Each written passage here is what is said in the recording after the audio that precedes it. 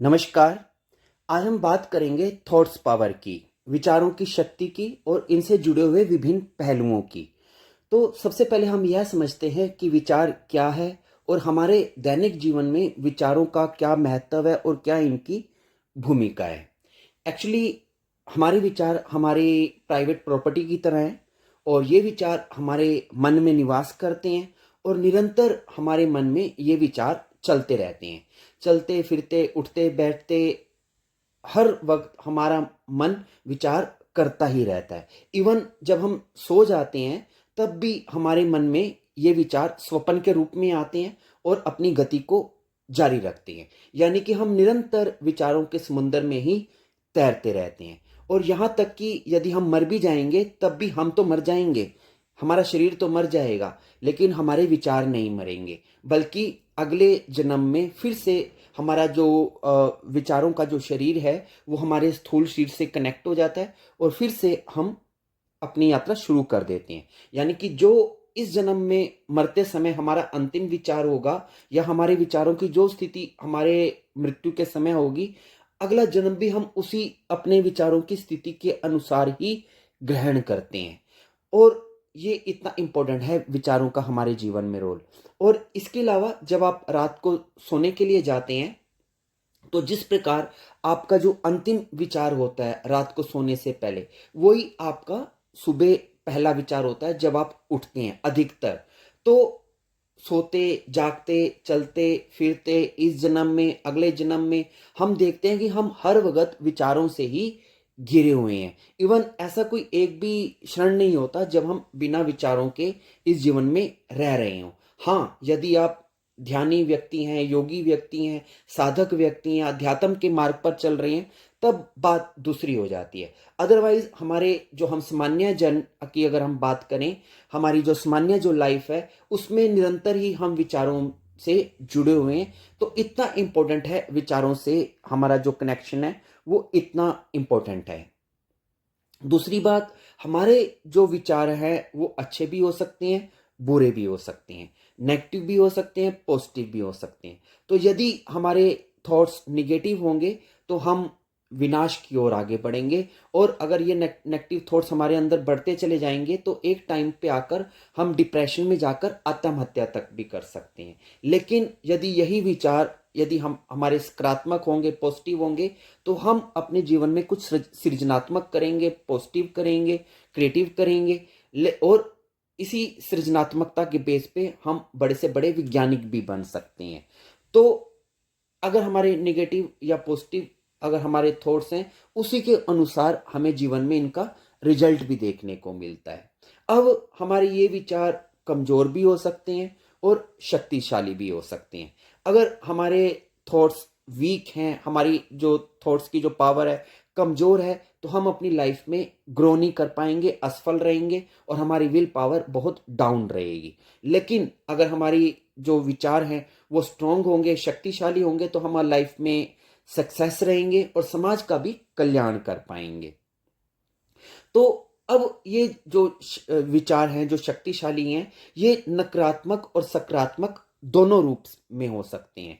उदाहरण के तौर पे यदि हमारे शक्तिशाली जो विचार हैं वो यदि नकारात्मक रूप में आ गए, क्योंकि शक्ति तो न्यूट्रल है ना, आप उसे अच्छा भी यूज कर सकते हैं, बुरा भी यूज कर सकते हैं। उदाहरण के तौर पे आपने देखा होगा प्राचीन काल में ऋषि मुनि अगर किसी को श्राप दे देते थे तो वो श्राप तत्काल घटित हो जाता था। उदाहरण के लिए उन्होंने यदि कह दिया सामने व्यक्ति को क्रोध में आकर कि तू अभी भस्म हो जाए, तो व्यक्ति वो वहीं भस्म हो जाता था। ये उनके श्राप का एक उनके जो विचार जो शक्ति थी उसका जो है नकारात्मक प्रकटीकरण था। और ऐसा क्यों हुआ? क्योंकि उनकी जो विचारों की शक्ति थी इतनी ज्यादा, उन्होंने तपस्या करके उसको सघनीभूत कर लिया था कि अगर वो उन्होंने बोल दिया तो वो चीज तत्क्षण घटित हो जाती थी। लेकिन इस सिक्के का दूसरा पहलू भी है कि वही ऋषि या वही संत यदि सकारात्मक रूप से उस व्यक्ति को आशीर्वाद देते कि जा तेरा कल्याण हो, तो वो उसका कल्याण जरूर होगा। क्योंकि उनके कहने में, चाहे वो अच्छा कहें चाहे बुरा कहें, उनके कहने में असर होता था। और वो असर इसलिए होता था क्योंकि उनकी जो मेंटल पावर है, जो विचारों की जो उनकी जो शक्ति थी, वो उनके तप बल से बहुत ज्यादा स्ट्रांग हो चुकी होती थी। लेकिन जो सामान्य जन होते हैं, जो जिनकी जो विचार की जो शक्ति है बिल्कुल डाउन होती है, कमजोर होती है, ऐसे व्यक्ति का ना तो श्राप लगेगा ना आशीर्वाद लगेगा, उसके लिए दोनों ही व्यर्थ हैं। अब ये विचारों में ये शक्ति आती कहाँ से है? ये आती है प्राण ऊर्जा से। अगर आपकी प्राण ऊर्जा आपके, क्योंकि जो भी विचारों का जो प्रकटीकरण होता है वो प्राण ऊर्जा से ही होता है। यदि आपकी प्राण ऊर्जा अंदर कमजोर है तो आपके विचार भी कमजोर होंगे, लेकिन यदि आपकी प्राण ऊर्जा अंदर सघन है तो आपके विचारों में भी एक शक्ति आ जाएगी। आपने देखा होगा कि जैसे हमारे ओरा होता है, आभामंडल होता है हमारे शरीर का, ऐसे ही हमारे हर विचार का भी अपना एक वजन होता है, एक रूप होता है, साइज होता है, रंग होता है, उसकी गुणवत्ता होती है और शक्ति होती है।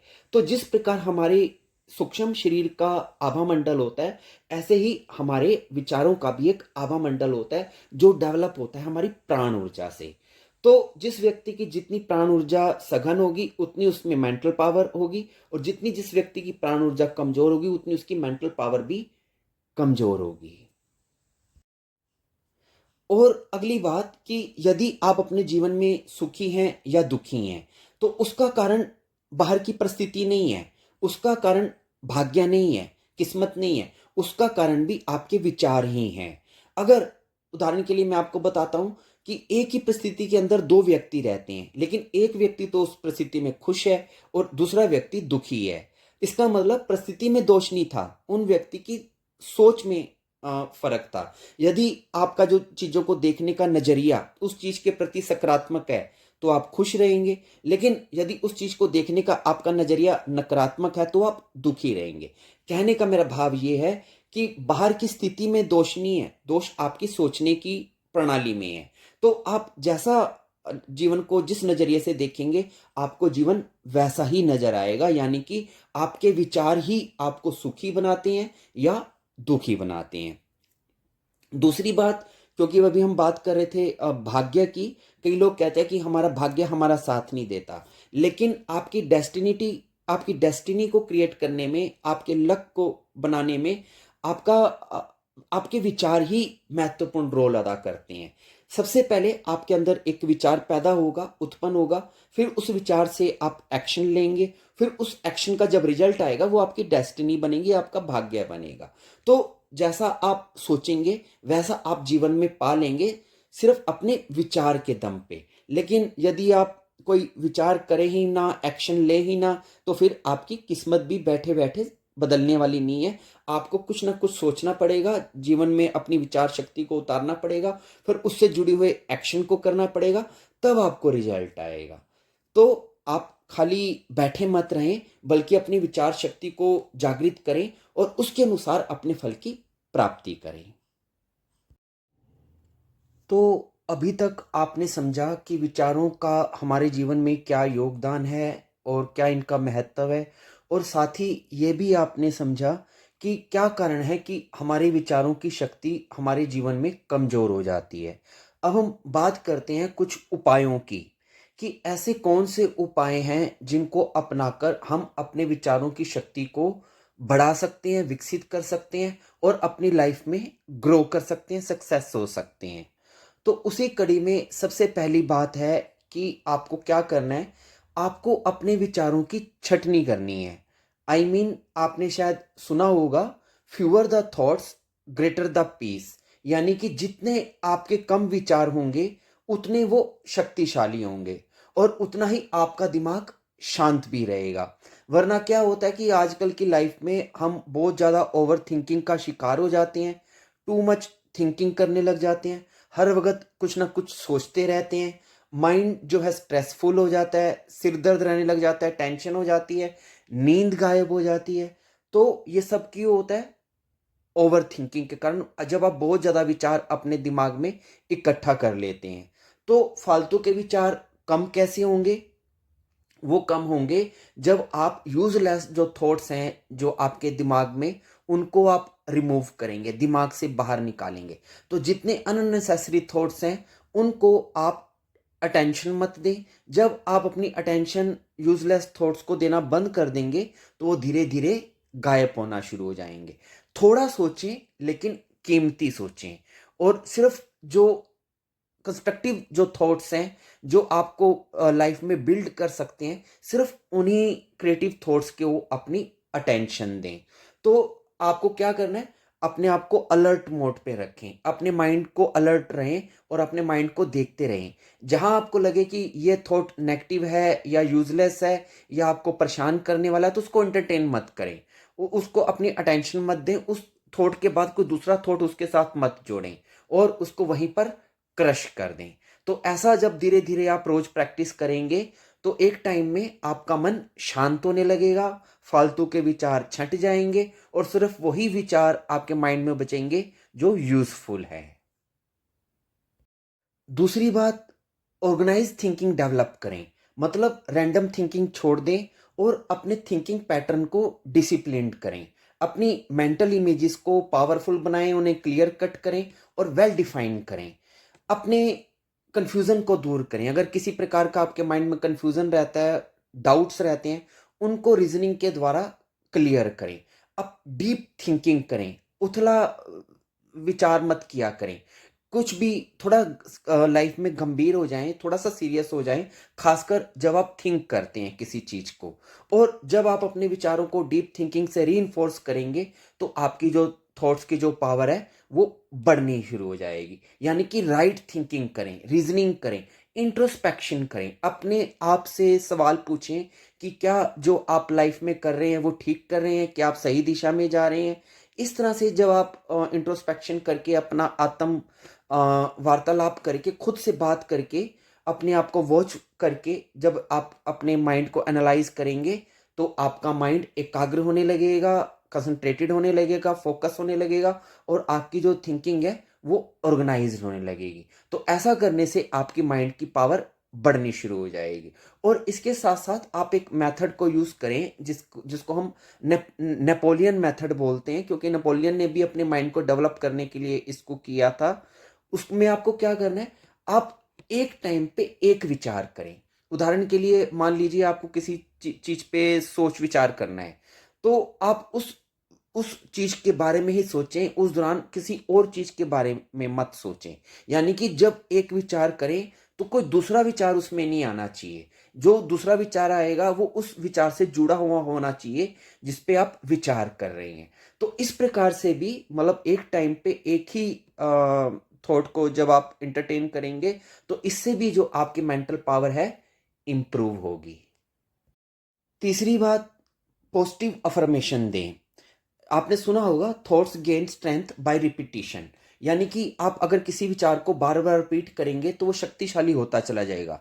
फिर वो विचार अगर पॉजिटिव होगा तो पॉजिटिविटी में अपनी स्ट्रेंथ को गेन करेगा, अगर निगेटिव होगा तो निगेटिविटी में अपनी स्ट्रेंथ को गेन करेगा। तो इसलिए हमेशा खुद को या दूसरों को जो भी आप कहते हैं सोच समझ के कहें और ये जान के कहें कि इस विचार का उस व्यक्ति पर क्या प्रभाव पड़ेगा। उदाहरण के लिए मैं आपको बताता हूँ कि जब बच्चा छोटा होता है तो उसकी माँ कई बार उसको डराती है कि बाहर नहीं जाना, भूत आ जाएगा, या किसी भी तरह से उसको डराती है। लेकिन शायद उस माँ को मालूम नहीं है कि बच्चे का जो मन होता है वो बहुत सेंसिटिव होता है, संवेदनशील होता है, और माँ जो कह रही है उस बच्चे को, क्योंकि वो बेचारा अबोध है, वो जो कहेंगे विश्वास कर लेगा। तो वो डर वाली बात उसके मन में गहरे में एंटर कर जाती है। तो होता क्या है, उस वक्त तो वो डर के बाहर नहीं जाएगा, लेकिन फिर वो बड़ा होने पर भी डरपोक बन जाएगा। उसके अंदर वो विचार इतना गहरा चला जाता है कि जब वो बड़ा हो जाता है तब भी वो उस विचार को बाहर नहीं निकाल पाता, और बड़ा होके भी जब वो रात को शायद कहीं बाहर जाएगा एकांत में, तो उसे डर लगने लग जाएगा। तो इसलिए कभी भी हमें नेगेटिव थॉट्स, डराने वाला थॉट्स, दूसरे की हिम्मत को कम करने वाला थॉट्स ना तो खुद को देना है और ना दूसरे के मन में डालना है। अगर हम बच्चे को अगर कोई विचार देना भी चाहते हैं तो बजाय उसे डर का विचार देने के उसे हिम्मत वाला, साहस वाला, जो उसको डेवलप करे, ऐसा उसको कोई विचार देना चाहिए। आपको मालूम होगा विदेशों में जब बच्चे को इस तरह से ट्रीट करते हैं तो कभी वो नेगेटिव थॉट उसके मन में नहीं डालते हैं, उल्टा वो उसको बोलते हैं यू कैन डू, कि आप इस काम को कर सकते हो, आप में बहुत हिम्मत है, आप में बहुत ताकत है। मतलब उसको इंस्पायर करते हैं, उसके अंदर पॉजिटिव थिंकिंग लेके आते हैं। तभी वो बच्चा फिर बड़ा होके इतना इंडिपेंडेंट हो जाता है कि उसे माँ बाप की परवरिश की भी जरूरत नहीं होती है और बहुत जल्दी से अपने पैरों पे खड़ा होके दुनिया की सैर करके कुछ भी असंभव से असंभव को भी कार्य करने में वो सक्षम हो जाता है। तो ये हमें ध्यान रखना है कि हम जैसा सोचेंगे वैसा ही हो जाएंगे। इसलिए सोच समझ के आप अपने को या दूसरे को कोई बात आपको कहनी है। और आपको अपने अंदर पॉजिटिविटी तो इंक्रीज करनी ही है, इसके साथ साथ नेगेटिविटी को डिक्रीज भी करना है। तो अपने नकारात्मक जो विचार हैं उनको आप कैसे कम करेंगे? वो आप करेंगे सकारात्मक विचारों के द्वारा। आपको ये याद रखना है, पॉजिटिविटी ओवरकम्स नेगेटिविटी। तो ये एक नेचर का ग्रैंड इफेक्टिव लॉ भी है कि जब आप पॉजिटिविटी को इंक्रीज करते हैं तो नेगेटिविटी अपने आप डाउन होने लगती है। तो आपने क्या चीज का ध्यान रखना है कि मन को उसके पुराने ढर्रे पर चलने नहीं देना। यदि पहले आपको आदत रही है कि आप नेगेटिव थिंकर्स हैं, तो जब भी आपके मन में कोई नेगेटिव थॉट आए तो उसे बाहर निकाल देना है। उदाहरण के लिए जैसे मान लीजिए कि आपने शूज डाला हुआ है और आपके शूज में यदि कंकड़ आ जाए और वो आपको चुभने लगे चलते चलते, तो आप क्या करते हैं? आप जूता खोलकर कंकड़ को बाहर फेंक के दोबारा से जूता डाल देते हैं।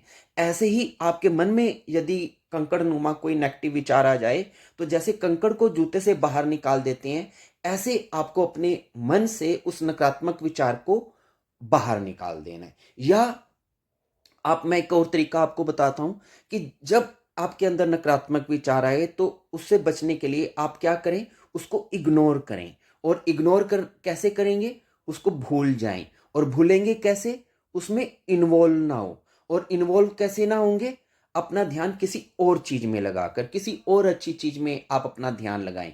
कुछ क्रिएटिविटी में लगा दें, कुछ अध्ययन करने लग जाएं, कुछ भी करें, लेकिन वहां से आप अपनी इन्वॉल्वमेंट को दूर कर दें। तो ऐसा करने से धीरे धीरे आपके अंदर पॉजिटिविटी इंप्रूव होती चली जाएगी और नेगेटिविटी डिक्रीज होती चली जाएगी और आपकी माइंड पावर बढ़ने लग जाएगी।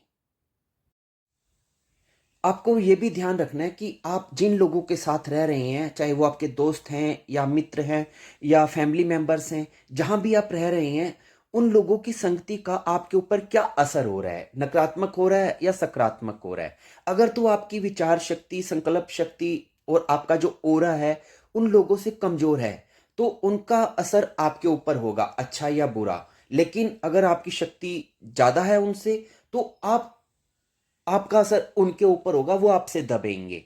लेकिन यदि आपके साथ ऐसा नहीं है, आपकी शक्ति यदि कमजोर है, तो यदि उनकी वाइब्स नेगेटिव हुई, तो वो नेगेटिव वाइब्स आप में एंटर करेगी, जिससे कि आपको आपको इस संक्रमण के द्वारा आपकी जो मनस शक्ति है वो कमजोर पड़ने लग जाएगी। तो आपने इस चीज का ध्यान रखना है कि आप किन लोगों की संगति में हैं। उदाहरण के तौर पर मान लीजिए कि आप किसी संत व्यक्ति के पास बैठते हैं, गुरु के पास बैठते हैं, तो आपका मन शांत होने लगेगा, आपके विचार शांत होने लगेंगे। क्यों?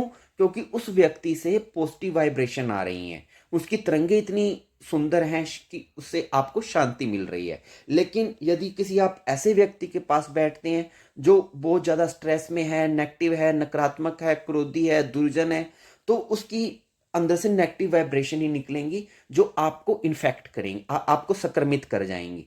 तो यदि आपका मन शुद्ध भी हुआ, शांत भी हुआ, तो अशांत होने लगेगा। क्यों? क्योंकि आपको तरंगे ऐसी मिल रही हैं। तो इसलिए अपने आसपास के वातावरण का, ना केवल व्यक्तियों का बल्कि जगहों में भी ऐसी तरंगे होती हैं।